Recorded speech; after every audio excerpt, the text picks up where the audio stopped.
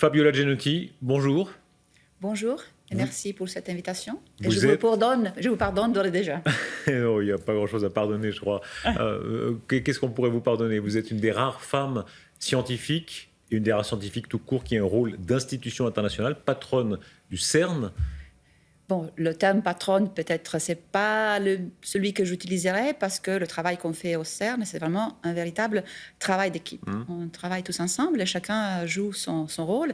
Et donc là, pendant quelques années, j'ai ce rôle de la chance et l'honneur d'être directrice générale du CERN. Et donc c'est clair que c'est une expérience formidable et passionnante. On va parler du CERN, on va parler de ce gigantesque accélérateur de particules qui est là, sous le sol des Genevois, mais aussi des Français, nos voisins. Voilà, cet énorme enjeu scientifique, humain. Combien il y a d'employés au CERN ? Donc, en tant qu'employé, on est à peu près sur les 3000 employés, mais ce qui est vraiment impressionnant, c'est le nombre de chercheurs du monde entier qui participent à nos expériences et qui utilisent les installations du CERN. On en a 13 000 chercheurs du monde entier, plus de 100 nationalités différentes. Et quelques-uns de ces chercheurs viennent des pays qui sont en guerre ou qui ne se reconnaissent même pas le droit à l'existence. Et pourtant, ils travaillent ensemble pacifiquement et poussés par la passion commune, l'amour pour les connaissances, la passion pour le savoir. Alors, quand même, femme scientifique, physicienne, c'est un peu plus courant maintenant, ça l'était beaucoup moins dans le passé, c'était une filière masculine. Ça a compté, ça pour vous, ça compte aujourd'hui quand même de représenter les femmes dans un poste de grande responsabilité?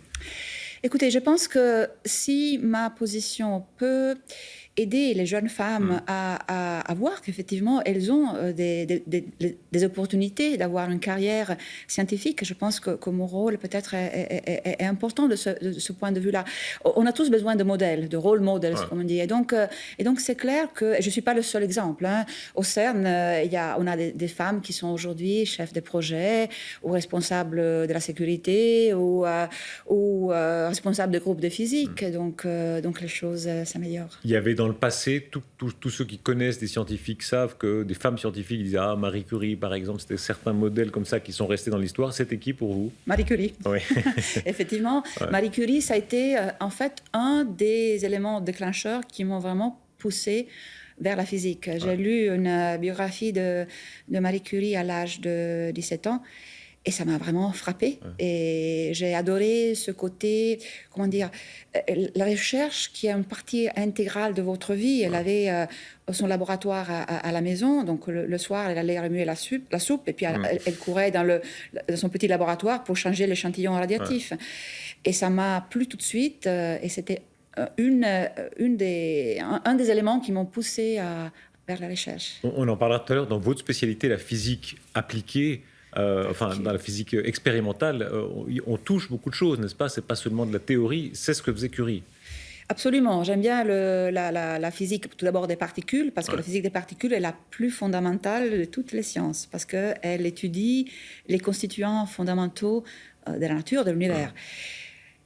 Mais aussi, j'aime bien ce côté touché, comment dire, ce côté de physique, vraiment de construire des objets avec mes propres mains. Donc c'est pour ça que j'ai choisi la physique des particules expérimentales. Alors, on parlera tout à l'heure de votre parcours personnel, de cette question des femmes, du pouvoir. Le pouvoir d'abord, on dirige différemment quand on est une femme, la fibre est différente? Je ne sais pas, je ne pense pas, ça dépend du caractère de la personne. Vous savez, je soutiens beaucoup et je suis une grande fan de la diversité. La diversité dans tous les termes, ethnicité, genre aussi bien sûr, mais culturelle, c'est la force de l'humanité. Et je pense que le CERN, c'est un endroit qui célèbre la diversité. On parlera aussi de la science, on parlera de la science et de la religion, parce que là, vous touchez, les recherches que vous faites touchent vraiment aux origines de l'univers, en tout cas, elles aboutissent en partie là. Mais restons d'abord simplement sur ce qui concerne tous les Suisses, parce que c'est en partie sous notre sol, cet immense collisionneur de particules. On dit qu'il est aussi grand que le périphérique parisien, c'est vrai? Alors, c'est 27 km, justement, un anneau de 27 km de part et d'autre de la frontière franco-suisse, à 100 mètres de profondeur. Et donc, les premières discussions sur la possibilité d'installer un accélérateur à protons dans ce tunnel qui préexistait ont eu lieu en 1984. Et puis, effectivement, l'opération a commencé en 2010. On a eu une première période de prise de données jusqu'à 2013, magnifique, qui a porté à la découverte du boson de Higgs. Et puis, après une période de pause de 2 ans, maintenant, on est dans la deuxième phase de prise de données. Alors, tout le monde se rappelle ce moment, le boson de Higgs, même si on ne s'intéresse pas beaucoup à ce domaine-là, c'est resté dans la tête. Vous étiez là, hein, vous avez assisté à cette découverte incroyable.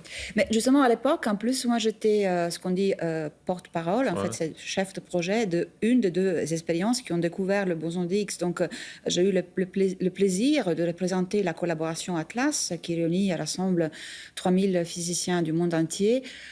Le jour de la découverte, où j'ai dû présenter les résultats d'Atlas, c'était une journée magnifique, une grande émotion. C'est une fois dans la vie d'un chercheur. Alors, je vous mets au défi, je ne sais pas, c'est qu'il faut dire en 20 secondes, en 30 secondes, en 1 minute, la portée du boson de Higgs pour la compréhension de la physique, de la nature, qu'est-ce que c'est ? C'est fondamental. La particule de Higgs, le boson de Higgs est relié à la façon avec laquelle les autres particules élémentaires acquièrent une masse. Alors, nous, les atomes, on est tous faits, ce table, moi, même vous, hein, vous êtes faits d'atomes, donc, et d'électrons et de quarks qui sont les particules fondamentales qui constituent les atomes. Alors, si les électrons et les quarks n'avaient pas de masse, les atomes ne tiendraient pas ensemble. Donc, donc la matière, comme on la connaît, nous-mêmes, on n'existerait pas. Donc, le boson de Higgs a un rôle très important, comme toutes les autres particules élémentaires. Aujourd'hui, c'est une course pour aller encore plus loin, c'est-à-dire réussir à faire des collisions toujours plus puissantes, c'est ça ? Des collisions de plus en plus d'énergie à énergie plus élevée. Bon, on peut encore pousser un peu les lâcher en énergie, mais surtout avec des intensités plus élevées des faisceaux pour, d'un côté, étudier le boson de Higgs avec plus de précision, parce que c'est une particule assez jeune. Hein. C'est encore un enfant, 5 ans de vie d'âge. Hein, on l'a découvert en 2012. Et donc, pour l'étudier encore plus, encore moins, c'est une particule spéciale qu'on doit connaître dans tous les détails, mais aussi pour affronter d'autres questions ouvertes en physique fondamentale aujourd'hui, telles que la matière noire, la symétrie entre matière et antimatière. On peut développer ce thème, mais c'est très important. Il y a des questions très passionnantes auxquelles aujourd'hui on n'a pas de réponse. Arrivera le moment où il faudra un collisionneur encore plus grand, ou en tout cas encore plus puissant. Ouais. Quelles sont les échéances ? Donc, le lâcher en ce moment est en train d'être mis à jour par étapes. Donc là, on va surtout jouer sur la montée en intensité des faisceaux, donc pour augmenter le nombre de collisions. Et donc, le lâcher va opérer jusqu'à 2035-2037. Et puis, on est en train déjà de penser à un accélérateur futur plus puissant. Donc, il faut pousser les technologies, par exemple les aimants supraconducteurs, dont le CERN est un des grands experts au niveau mondial, et avec des impacts aussi sur la société, sur la vie de tous les jours. Mais pour monter en énergie, il faut aussi des anneaux plus grands ou des accélérateurs linéaires plus grands. Donc c'est quoi, 2035 ? C'est ça l'échéance ? 2040 plutôt. Il faut voir. On a commencé un peu à considérer un anneau de 100 km dans la région. Les Chinois aussi ont un projet similaire. Donc techniquement, ça pourrait commencer en 2040. Mais bien sûr, il faut voir si on a les financements et tout le reste. Quand vous dites les Chinois, il y a une concurrence réelle, c'est-à-dire que voilà, les Chinois aussi ont un projet qui sera concurrent. Ouais. Bon, ça c'est bien. Hein. Ça c'est bien que, par exemple, à la fois les Japonais pensent plutôt à un accélérateur linéaire, les Chinois à un accélérateur circulaire. Au CERN, on pense aux deux en fait. Je pense que c'est très bien. C'est très bien d'avoir de la compétition au niveau mondial. Ça veut dire quoi ? Ils vous espionnent, les Chinois ? Non, mais on collabore. On travaille ensemble, en fait, parce qu'on a des conférences, des workshops communs. Donc, on travaille ensemble. On échange, ce qui est bien. Plus avancé que les Chinois, donc forcément, ils vous espionnent un peu.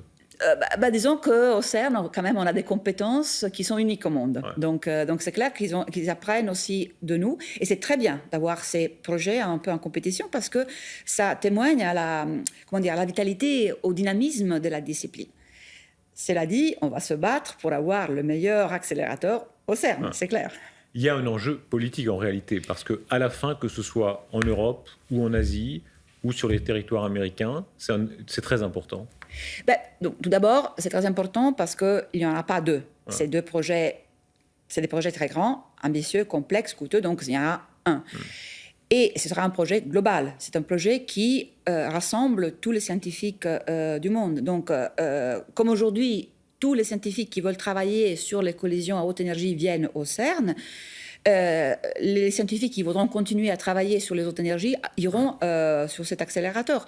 Et on va bâtir cet accélérateur sur les connaissances du monde entier.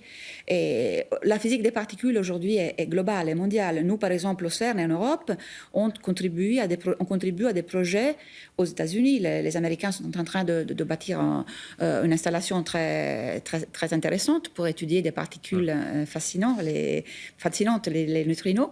Et donc, on collabore. Vous comparez aussi la culture française et la culture suisse. Il y a une culture d'ingénieurs très forte, de l'État qui forme les ingénieurs en France. Il y a une porte Charles de Gaulle, côté français. Charles de Gaulle n'est jamais venu, en fait. Non, c'est en ça fait, il n'est jamais venu, mais la porte s'appelle Charles de Gaulle, qui permet aux employés du CERN qui viennent depuis la France de rentrer le matin et de sortir le soir. Mais le CERN, aujourd'hui, c'est clair, les États hôtes, c'est clairement notre puissance. Elles sont vraiment, on est vraiment très, très, très, très heureux d'être dans la région. Et sans les États hôtes, une organisation comme le CERN ne pourrait pas marcher. Mais c'est vraiment... maintenant, aujourd'hui, une collaboration mondiale, plus de 100 nationalités différentes, c'est vraiment quelque chose de... Un exemple concret aussi de comment, quand on partage des idéaux et des valeurs communs, ça peut vraiment aider aussi le processus de paix. L'actualité, c'est le World Economic Forum. Dans la semaine qui vient, vous êtes une de ses coprésidentes. Il n'y a que des coprésidentes, il y a Christine Lagarde notamment. Voilà, ça compte pour vous, ça, c'est un enjeu. Donc pour moi, tout d'abord, c'est un honneur d'avoir été choisie parmi les coprésidentes. Et je pense que c'est aussi un signe très fort qu'une des coprésidentes est une scientifique. C'est vraiment la démonstration qu'on se rend compte que la science est très importante pour aider à affronter les problèmes de la planète et de la société. Et c'est vrai, cette année, il y a cette femme, ce qui est intéressant, et c'est un signe aussi très important. Aussi, à nouveau, les rôle models, c'est, comme on disait au début. Mais aussi, j'aime bien la diversité parmi ces femmes. On est des femmes différentes, avec des parcours différents, avec des nationalités différentes. Donc, je suis sûre que ça va être une discussion très, très, très, très enrichissante. Vous avez joué dans des rôles institutionnels, dans des académies, dans beaucoup d'universités, etc. Vous aviez été invité, vous avez vu Barack Obama, par exemple. Le rapport avec les politiques, ça compte pour vous? Je veux dire, le fait que la science ne soit pas enfermée dans son bocal. La science, aujourd'hui, ne peut pas être enfermée. Tout d'abord, ne peut pas être renfermée par rapport au public et à la société, parce que la science appartient à tout le monde. Les connaissances, ce n'est pas seulement pour les chercheurs. Comme un tableau, ce n'est pas seulement pour le peintre, c'est pour l'exposer, pour le partager. Et ce qu'on fait, nous, c'est pour tout le monde. Donc, il faut aller vers la société, il faut aller vers le public. On a fait beaucoup de progrès récemment, les scientifiques, mais il faut faire plus pour expliquer la science d'une façon simple, accessible, parce qu'en fait, la physique fondamentale, elle est simple. Les équations de base... Ça, c'est la physicienne qui dit ça. Tous ceux qui étaient nuls en physique ne ressentent pas tout à fait ça. Mais en fait, si vous regardez les équations de base des particules élémentaires, donc des constituants fondamentaux de la matière, de ce qu'on appelle le modèle standard, et aussi les équations de la relativité d'Einstein, c'est des équations simples, et aussi très belles dans leur formulation mathématique. Donc, il faut partager ces messages avec le public, mais aussi avec les politiciens, bien sûr, parce qu'on a besoin de support. On a besoin de support pour la recherche fondamentale et aussi pour leur faire comprendre que c'est très important aussi que les décisions importantes pour la planète, pour la société, se basent aussi sur la science. Pas seulement, ce n'est pas le seul élément, mais ça doit être un des éléments. Vous disiez dans une interview, qu'est-ce que c'est la beauté pour vous? Vous disiez c'est le ciel nocturne. Ouais. Oui, l'univers, le ciel, c'est quelque chose qui fait bien sûr rêver, et c'est ça qui m'a effectivement attiré à la physique. La vocation, c'était ça? Alors, moi, j'ai un parcours un peu spécial parce qu'au lycée, moi, j'étudiais les lettres essentiellement. Donc, beaucoup de littérature, latin, grec ancien, histoire de l'art, philosophie, que j'aimais beaucoup. Mais j'étais aussi un enfant très, très curieuse. Mon père était géologue, donc elle m'a inculqué l'amour et le respect pour la nature, la beauté de la nature, les détails de comment la nature marche. Donc ça m'a beaucoup poussée vers la science. Mais aussi, j'étais un enfant curieuse, comme je disais. Donc, je me posais plein de questions sur le pourquoi et le comment ça marche. Et donc, à un certain moment, à la fin du lycée, j'ai aussi un peu, à cause aussi de la lecture, de la biographie de Marie Curie, j'étais attirée par la physique et j'ai eu l'intuition que la physique m'aurait permis de contribuer dans mon petit angle à affronter les questions, à donner des réponses à des questions fondamentales. Et donc c'est ça qui m'a effectivement amenée à la physique. Naissance à Rome, vous avez grandi à Rome, ensuite vous êtes allée à Milan, enfin italienne. Ouais. C'était un monde où une carrière de femme physicienne n'était pas évidente à l'époque, je me trompe? En fait, à la fac de physique, à Milan, on était 50% de femmes et 50% d'hommes. Donc, c'était la parité. C'est clair qu'après, quand on passe au doctorat, on était déjà au niveau de 30% et après, encore un peu moins. Mais j'adorais la physique et mes collègues femmes aussi. C'est clair que puis après, ça devient un peu plus difficile. Mais il y a eu beaucoup de progrès récemment. Je vous donne juste un chiffre. Au CERN, aujourd'hui, les femmes scientifiques, donc physiciennes, ingénieurs, sont au niveau de 12%. C'est petit, mais on était 3% en 95. Donc il y a eu il y a eu un parcours, et donc il faut continuer. La formation littéraire, ça aide aussi pour la physique. Je veux dire, l'imagination, simplement avoir Tout aide, et oui, absolument. Pour moi, je considère ma formation humanistique, on dit comme ça, très importante. En parallèle, j'étudiais aussi la musique, le piano au conservatoire, et je dois dire que, par exemple, mes études de musique ou de lettres ont contribué à ce que je suis aujourd'hui comme physicienne, autant que mes études de physique. Comment ça? Donnez-nous un exemple. Pour la musique, par exemple, la rigueur, la précision, la perfection, mais aussi la créativité. Donc ça, c'est des choses qu'on retrouve aussi en physique. Ça frappe, vous les physiciens, vous le disiez tout à l'heure, une équation belle ou élégante. On se dit simplement c'est vrai ou c'est faux. Non, vous dites qu'il y a une dimension esthétique. Absolument. C'est très fort. Pour moi, l'esthétique en physique, c'est quelque chose de très fort. Pas seulement dans les équations, mais si vous venez visiter le CERN et nos installations, ces objets, qui sont des objets d'autres technologies, n'ont pas été construits pour être beaux. Ils ont été construits pour être fonctionnels, pour être performants. Mais ils sont magnifiques. Donc, il y a un côté esthétique, je pense, très important. On est forcément écologiste quand on a un parcours comme le vôtre? On respecte beaucoup l'environnement. Et en fait, au CERN, on est tout le temps en train de mettre en place des mesures pour respecter de plus en plus l'environnement, pour minimiser l'impact d'une installation scientifique de recherche comme le CERN sur l'environnement. Mais quand vous parliez de votre père qui vous emmenait dans la nature comme géologue, etc., on a un rapport à la nature qui est différent? Je ne sais pas. Je ne sais pas si c'est différent par rapport à d'autres personnes qui ont d'autres métiers. Le mien est très fort aussi pour des raisons d'éducation. Oui, je me sens très proche de la nature, bien sûr. Je l'admire beaucoup, je la respecte beaucoup. Et d'un côté, ça me passionne aussi qu'aujourd'hui, qu'on connaît que 5% de l'univers. Le reste, 85%, est un point d'interrogation. Ce qui est, d'un côté, un peu embarrassant pour nous, les scientifiques, mais c'est aussi passionnant. On a plein de choses encore à découvrir. La matière noire, l'énergie noire, c'est magnifique. Est-ce qu'un jour on ira vraiment plus loin? On est dans un univers infini, ou est-ce que c'est une course sans fin? Je pense qu'il n'y a pas de limite à la connaissance. Donc on fait chaque jour un petit pas vers l'avant pour faire reculer les limites des connaissances et donc aussi pour faire avancer le progrès. Mais c'est un chemin sans fin. On pourra toujours apprendre. Heureusement, il y aura toujours quelque chose à apprendre. C'est frappant quand on interviewe des scientifiques. Alors, il y a ceux qui sont tout à fait irréligieux, qui sont devenus complètement athées ou agnostiques, qui disent on ne sait pas, on peut pas savoir s'il y a un Dieu ou pas. Et puis, il y a des scientifiques qui restent religieux. Quel est votre cas? Mais il y a pas de contradiction entre science et religion. C'est deux chemins parallèles. La science se base sur des observations objectives. La religion se base sur la foi. Donc, c'est des choses qui procèdent d'une façon parallèle et ils ne s'excluent pas l'un l'autre. C'est très difficile pour les scientifiques. Je ne me vois pas les scientifiques un jour démontrer l'existence ou la non-existence de Dieu. Donc c'est vraiment quelque chose de plus sur le côté personnel. Dans votre enfance italienne, il y avait de la piété? C'était une famille pieuse? Oui, c'était une famille catholique, oui, absolument. Donc c'était une famille, une très belle famille. J'ai eu une très bonne éducation. Je suis vraiment très reconnaissante à mes parents pour m'avoir donné justement cette éducation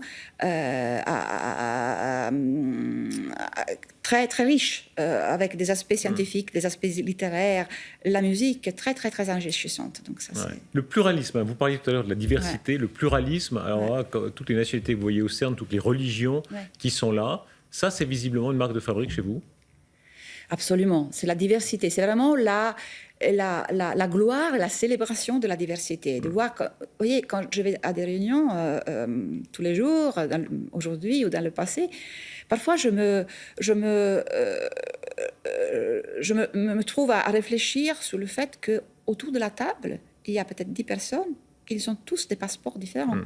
Et des origines, des ethnicités différentes. C'est ça la richesse, de l'humanité. Et c'est là où, par exemple, on parle de Davos. Le thème de Davos aujourd'hui, c'est de créer un futur commun dans un monde fracturé. Mais la science peut aider beaucoup, parce que la science est universelle et unificatrice. Pas seulement parce qu'elle se base sur des faits objectifs et pas sur des opinions. Je donne un exemple très simple. Une pomme tombe de la même façon dans le jardin de Newton en Angleterre au XVIIe siècle que dans tous les pays de la Terre aujourd'hui et à toute époque de l'histoire du monde. Donc des faits objectifs, mais aussi parce que la science, c'est essentiellement l'amour pour les connaissances, la passion pour le savoir. Et ça, c'est des aspirations et des valeurs qui rassemblent les hommes, sont communes à tout le monde.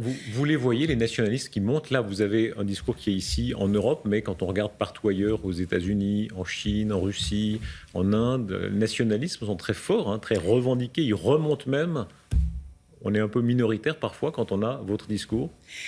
On est un peu peut-être minoritaire, mais je pense qu'on peut faire beaucoup. Le CERN, comme d'autres centres de recherche dans le monde entier, on peut faire beaucoup pour abattre les barrières, pour apprendre aux jeunes qui viennent travailler chez nous l'amour pour le respect, l'ouverture, le respect pour la diversité. Et donc, on peut s'aimer des petits grains de paix. Les scientifiques qui fréquentent les politiques, ce sera Donald Trump, par exemple. Vous êtes une des vice-présidentes donc, du WEF, donc, qui accueillera Donald Trump notamment. Vous aviez vu Obama, je le rappelle, il est comment, Barack Obama? Quand on est des scientifiques qui rencontrent comme ça un de ces politiques. Un homme très brillant. Très brillant et à nouveau très ouvert, avec une grande culture. Qu'est-ce qui vous avait frappé? Son ouverture d'esprit, sa simplicité, et sa curiosité. Il m'a posé beaucoup de questions, notamment sur le boson de Higgs. Je lui expliquais en 2 minutes le boson de Higgs. Ah, il vous avez 2 minutes, lui. Ouais. Un peu plus que vous. Ouais, il était plus généreux que vous. Ah oui, le président. Ben voilà. Les politiques souvent font semblant de s'intéresser en fait à la science, etc., parce qu'ils sentent qu'il y a un petit intérêt. Voilà. Vous en avez rencontré beaucoup, viennent au CERN. Qui vous a frappé, qui vous a impressionné, à part Obama que vous avez rencontré là-bas? Tous, je veux dire. Et ce n'est pas une réponse diplomatique. Quand les politiques viennent au CERN et ils voient ce qu'on fait, ils sont vraiment admiratifs. Et vraiment, tout le monde démontre, je veux dire, que demande de la curiosité, de la vraie curiosité. Donc, je pense que j'étais frappée un peu par tout le monde. Fabiola Gianotti, merci, directrice du CERN, italienne d'origine. Un tout petit mot pour finir sur les Italiens de Suisse. C'est une très très grande communauté parmi ceux qui nous regardent. Il y a beaucoup d'Italiens. Ouais. La fibre italienne, elle est restée quand on a fait un parcours comme ça? Bien sûr. Qu'est-ce qui manque? Qu'est-ce qui manque de l'Italie? Les pâtes. Ouais. Non, mais c'est clair. Ce qui est bien, la diversité, ça ne veut pas dire annuler notre culture et nos traditions. On doit être fiers de ce qu'on est, mais on doit les partager avec les autres. Et nos traditions ne doivent pas devenir des barrières, mais au contraire, des éléments d'enrichissement pour l'humanité. Fabiola Gianotti, merci. Merci à vous.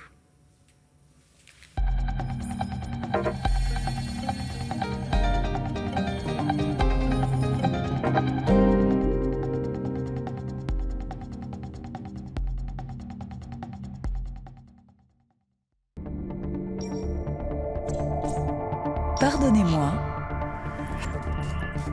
avec le Matin Dimanche.